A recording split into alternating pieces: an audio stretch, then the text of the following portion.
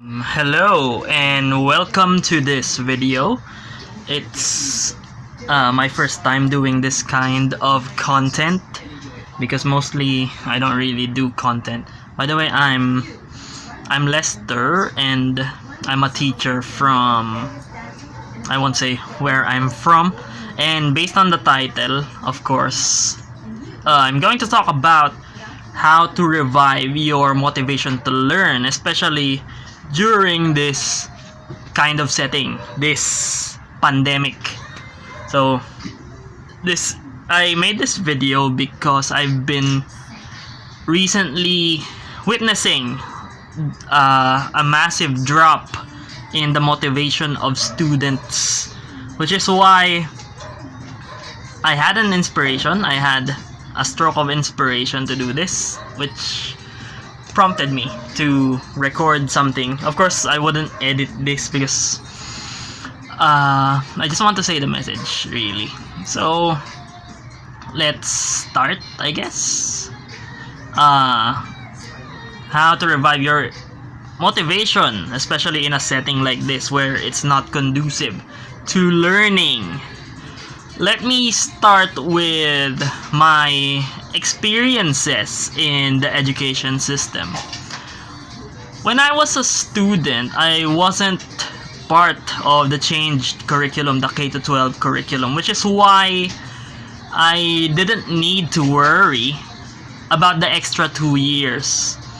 Even so, back then, the problems were already there. Ranking and being part of the top 10 was the priority. It's the priority of students, not necessarily the system. Although I never went into the top 10 of my class. The emphasis on complying with requirements without knowing why you're doing it has always been done. It has always been there.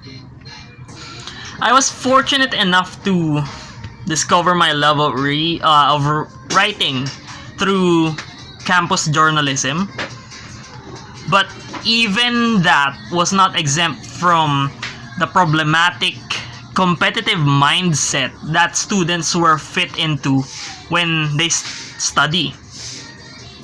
Fast forward to many years later, I'm still part of the system as a teacher.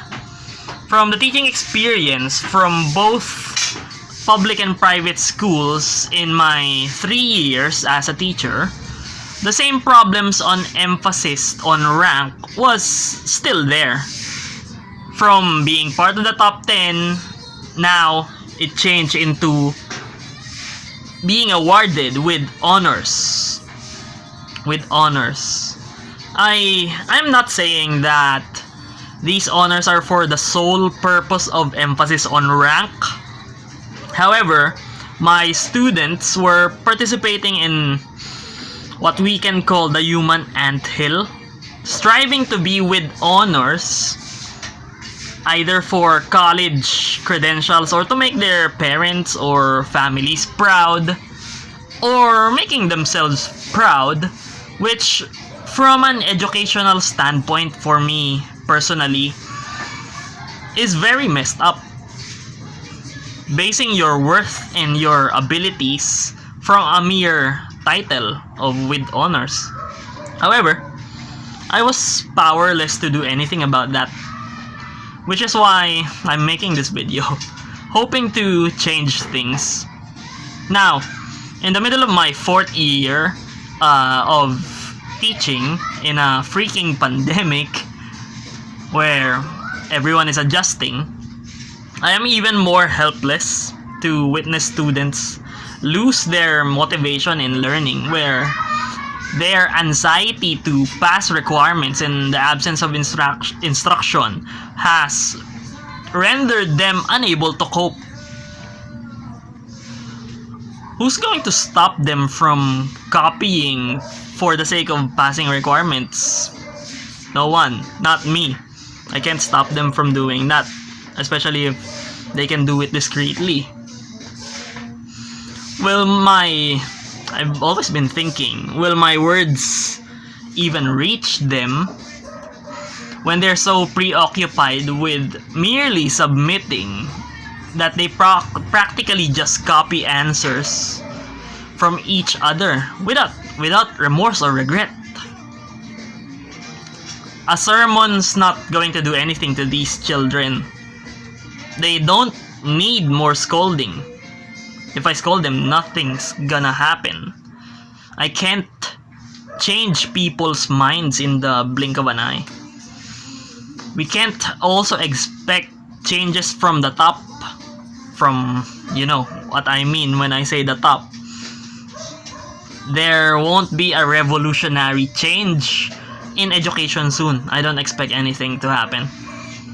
That's why, as students, if you're a student and my students in this situation, they have to start with their own initiative to change. They have to rebel within the system that they are in. Not rebel in the sense that they would start a revolution, but there should be something they have to change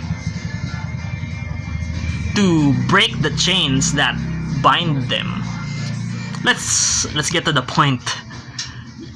That's what you came here for. You clicked on this video because probably I shared it to you, or you want to be motivated or to revive your motivation for studying.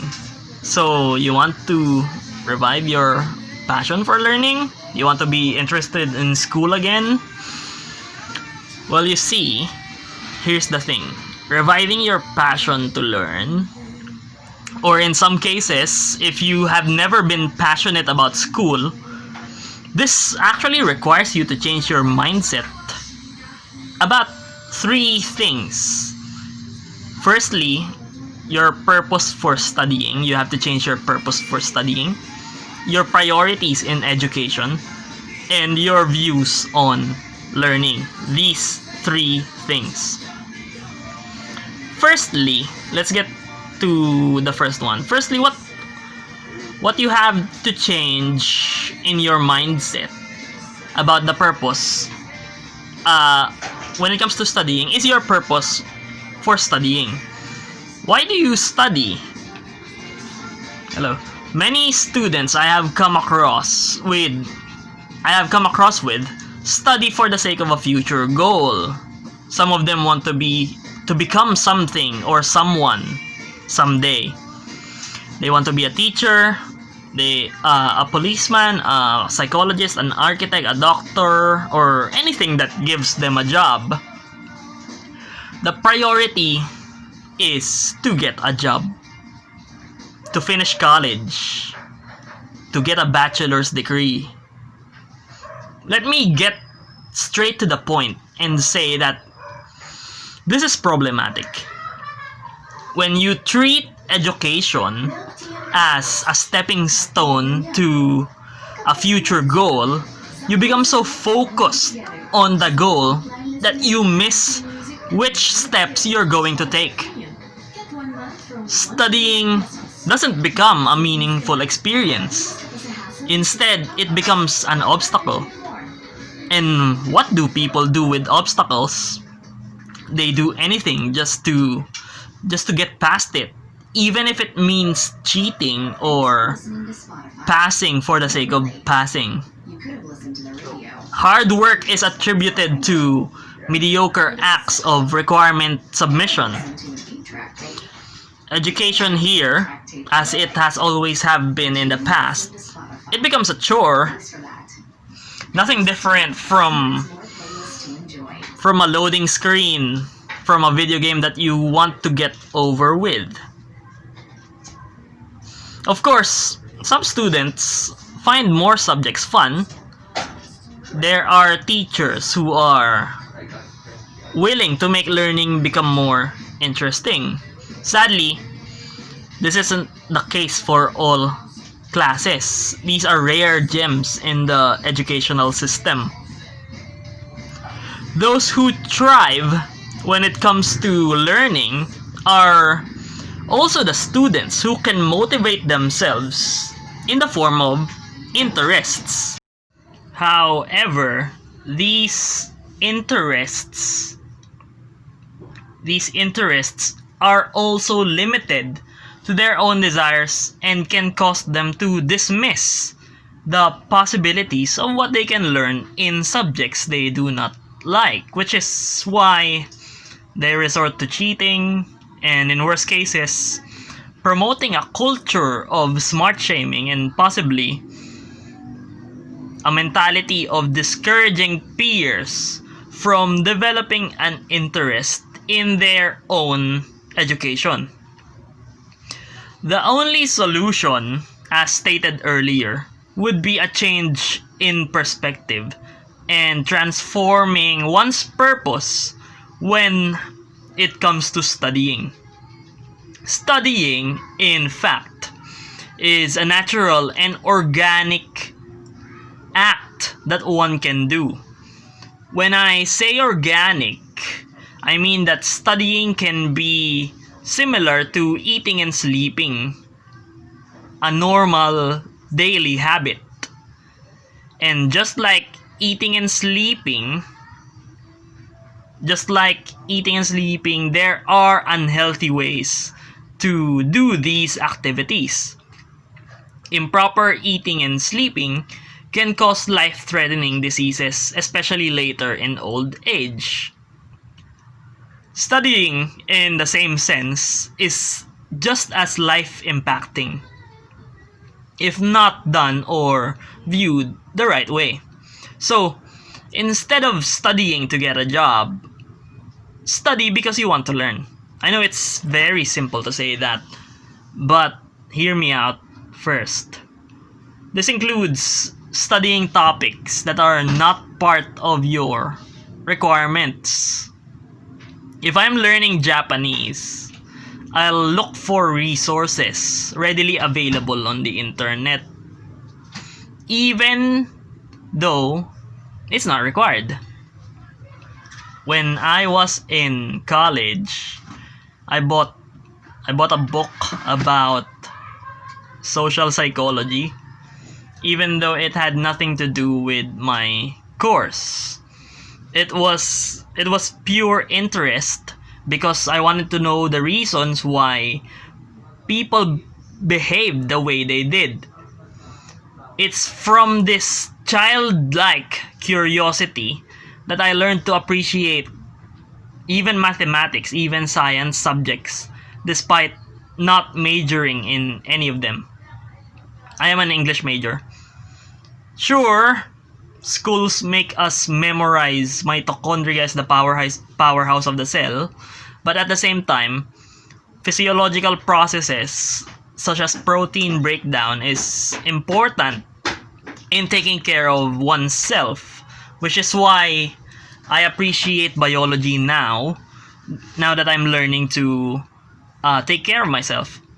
What I'm saying here is I studied these things that aren't useful in my profession or my dream job. I don't exactly have a dream job, by the way, but of course that applies to you people. Because I wanted to learn more about how the world works. It's that childlike curiosity that turns studying into a quest for learning. Heck, video games won't impact future professions, but yet kids study the hell out of them. Students spend hours sinking their teeth about information about K-pop stars or anime and memorizing their details without flaw just because of their sheer interest. They do this simply because they want to. But to give credit where it's due, school subjects do not have the same appeal as K-pop idols. This is the flaw in a system that prioritizes blind compliance. When students are asked to answer their modules in this pandemic, here's what happens. Either they read the module, fail to understand it, just answer it the way they know how, or skip the assessment part. They skip the assessment part, skip to the assessment part despite not reading the entire module because they are in a rush to finish it because they want to do other things. They won't research information outside it. But granted, if these were modules about K-pop or about anime or about their interests or video games, they would even add information that was not mentioned in the module. The modules themselves are killing any potential for the chance of love of learning to grow. Precisely because it is a system based on blind compliance. Studying for the sake of studying. Studying for the sake of passing. I don't really claim to know the answer to this. I don't really claim how this can be resolved. I don't really know how that can happen. But because teachers are more overworked in this situation, balancing their what do you call this? Balancing their asynchronous and synchronous classes while packing modules for their modular students. They don't really have much time to attend to the needs of their learners, of their overpopulated classes. My advisory class is more than 80 students, and I handle 6 sections. Giving feedback to their writing and checking their works is a nightmare. And then people will tell you that teaching is about the passion. Yeah, people don't run on passion. Students study better when they are in an ideal environment for learning. Teachers, by principle, of course, work the same way. But as stated earlier, I don't really expect things to change. So, let's focus on the things we can control. So how do we revive this dying, or in some cases already dead, love for learning? Of course, only one way, through ourselves. If there's one thing we have to change when it comes to mindset, it's our priorities in education. Every student probably thinks that they need to have good grades in order to feel good about themselves, or about studying in general. Or for the non-achievers, they probably care more about a passing grade. I dream of the day when students can just not mention grades altogether and study for the sake of learning. I know it's a pipe dream, but that's what I would recommend. Abandon the concept of grades altogether. Not saying that there would be no grades, but the mindset does not prioritize grades. As an adult, I wish I worried less about test scores in high school or about my self-worth just because I couldn't answer some questions. Let me just say it outright. Thinking about grades being boxed in that system, it's bad for you. You're putting a quantitative value on learning when in fact it's not only that, it's also qualitative. Life doesn't stop when you get a 99 in English. That doesn't mean shit. I got a 99 in academic writing. But I discovered that I still had a lot to learn. I didn't even know how to write a proper thesis statement while in the middle of my second year in college.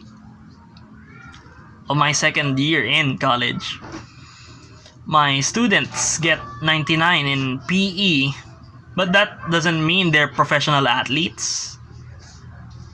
Some of them even have really outrageous health habits. It's all bullshit. Getting happy and proud of yourself over that number is one weak celebration. It's a weak reason to celebrate. Sure, you must be protesting. Grades do mean something. They must mean something because you're working hard for it. Maybe it's worth celebrating about. Maybe it's okay to be happy about a test you prepared for and got a high score on. But limiting yourself to that box, thinking that you've learned something just because you received a good grade, that isn't anything. Even more so if you received a bad grade. Grades, at most, measure your preparation or your ability to comply with requirements. There are other things it ignores. Schools are so concerned with grades that they teach you the answers to the National Achievement Test just so the school or the district will have a good reputation, even when this isn't authentic. What one has to consider when rediscovering your priorities is that you don't need to think about grades or even passing in general. Think, what do I want to learn? How can I make this knowledge useful for me? What we miss in adults is the childlike curiosity of wanting to know how babies were made, wanting to know why the sky is blue, why plants are green, without any regard for competition or grades. This child in us was killed by our educational culture of prioritizing honors and grades and rank and competition, of wanting to know who the best is. What we have to do is bring back that child. Let it enjoy in knowing how the world works.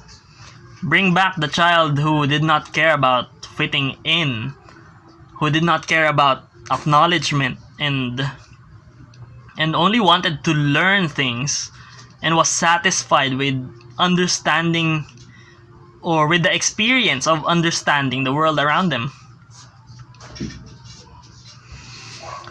When this child is finally brought back from the dead and he or she learns to study outside the box, looking for information and practicing skills inside and outside the curriculum, the child who reads books or watches videos for the sake of getting to know a bit more, then maybe we can revive our dying love for learning, our ability to be unchained from societal expectations and the human anthill, the human competition. Of course, bringing this child back means an adult or a student like yourself, I'm also a student, needs to change their perspective about learning. One thing you have to remember is that do not think that subjects need to be useful. They don't need to be useful to you to become relevant in learning. Make the subjects useful to you so that you would be interested. Make the subjects useful to you. That's the idea. The cliches in not using algebra for buying in the market or not using the 3 states of matter to pay taxes is overused. It's just that. It's overused. It's overblown. Of course, those ideas are not for those purposes. If only children learned why math came to be and why it's important, then maybe they would have a better appreciation of it. Maybe physics and chemistry as well. But the same way a smart shamer insults you for speaking in English or another language, those who don't find things useful are blind to what the actual use for the information is. Upon interacting with my students who want to become future architects, I learned about some aspects of architecture and that buildings have standards to follow that I never knew would be somehow relevant to me. It became relevant because I now understand that there are things like that, there are ideas like that. Because of this organic interaction, I understand the world a bit better than I used to do. So, even if I don't specialize in architecture, I don't have to study architecture. I'm a teacher, I'm an English major. But required components of basic education like math and science should at least spark a student's interest in the unknown. Because that's what education is supposed to do. And since we cannot expect the system to do that for us, we have to do it ourselves. Instead of treating a writing activity as a chore, use it as an opportunity to learn about who you are and what you want to say. Instead of treating a literary criticism assignment as a mere assignment, use it as an opportunity to know how to reason properly or how to objectively look at things or subjectively look at things with reason. Remember that knowledge, although not useful alone, can be useful if we make them or we give them use. This is the first step towards learning, not for the sake of reaching a mindless goal, but for something else. Moreover, students need to stop using education as if it were social media where they need to perform in order to fit in. If you look at posts on Facebook, especially by not only young people but young and old people alike, everything is being done as a performance. Posting highlights of your life, posting achievements in video games, these are all performative acts. And in a way, people study because they want to be accepted. People study so that they can have the honor of being called a doctor or an engineer or whatnot. But what students forget is that these labels do not mean anything unless they've actually done or used their knowledge and skills to benefit somebody. These entitlements are being treated as performance, either for family or for friends, or so that the world will treat us a little better with respect and authority. This conflict with reputation has never been the goal of education. The real assessment of whether one has been successful in their education is not found in their test papers or report cards or in their titles, not even in the medals that they bring home. But it's found in how they've used what they've learned to make society and the world better than it used to be, if not understanding it better. Because when you understand something better, the easier it becomes to interact with it. When a student has reconsidered their purpose, priorities, and views on learning by educating themselves outside the box, it is without doubt that students can revive a dying passion for learning.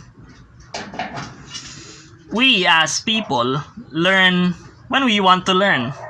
Sometimes we don't actually know what we want because we are fixated on the wrong things. Reviving your love for learning cannot be done by the flawed system you are in. No matter what, even if you clamor for change, it takes a long time for things to actually change. So, I'm not saying to not change things, but for now, of course, you can do the things you can do, which is related to your motivation. You have to take your learning with you and own it, so that no matter how the education system changes, your love for learning will never be killed, because it is yours and yours alone. Thank you for watching, and if you like more of these content, please, I don't know, like and subscribe maybe, and maybe I'll see you again. Bye.